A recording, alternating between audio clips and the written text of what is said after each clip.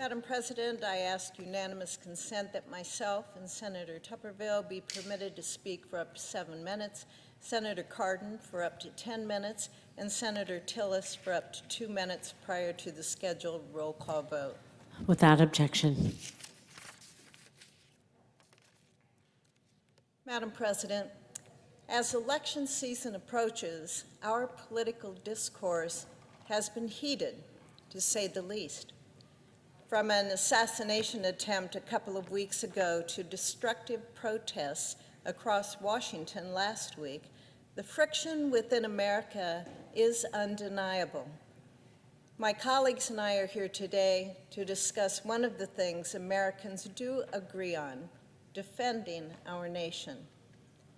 We all see the tension simmering around Taiwan and South Korea, and the tension exploding in Israel and Ukraine. And we see the threats China and Russia pose to our nation. These threats are decades in the making. And while they sound far away, they are, after all, around the other side of the world. The close connections between the security of the world's democracies and the economies of the world mean that these developments impact our everyday lives. America should have woken up and gotten ahead years ago. But at the very least, we must wake up now. The most critical job we have in the United States Senate is providing for our national security. And we do that through our National Defense Authorization Act. We passed the NDAA out of the Senate Armed Services Committee last month with bipartisan approval. It includes provisions that will benefit our service members and that will bolster our national defense. I supported a pay raise for members of our military and secured funding for several Nebraska military construction projects. This year's NDAA also included important provisions to address issues within the munitions industrial base, contributing to thousands of good-paying jobs throughout the country while providing for our national security. The bill incorporated elements of my Restoring American Deterrence Act to foster a skilled nuclear manufacturing and vocational trade workforce. We heard about the importance of that need at our SASC hearing yesterday, when members received the report from the Commission on the National Defense Strategy. I'm hopeful that the full Senate will recognize the bipartisan importance of passing the NDAA, just as we did on the Armed Services Committee.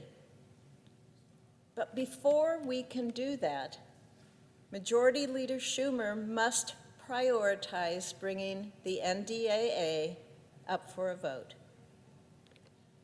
Just as these threats impact our everyday lives, so also does our response, or lack thereof. This is a matter of urgency. Our defense is not something we can deal with in 5 years, in 10 years. It's something that we must address now, and we better get started.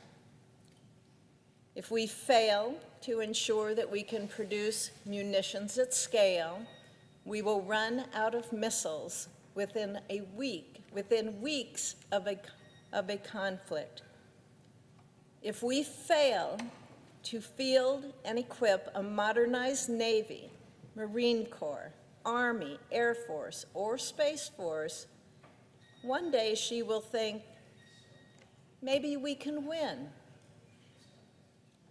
Preventing that day will prevent a conflict that would touch the life of every American citizen in ways this country hasn't seen since the Second World War.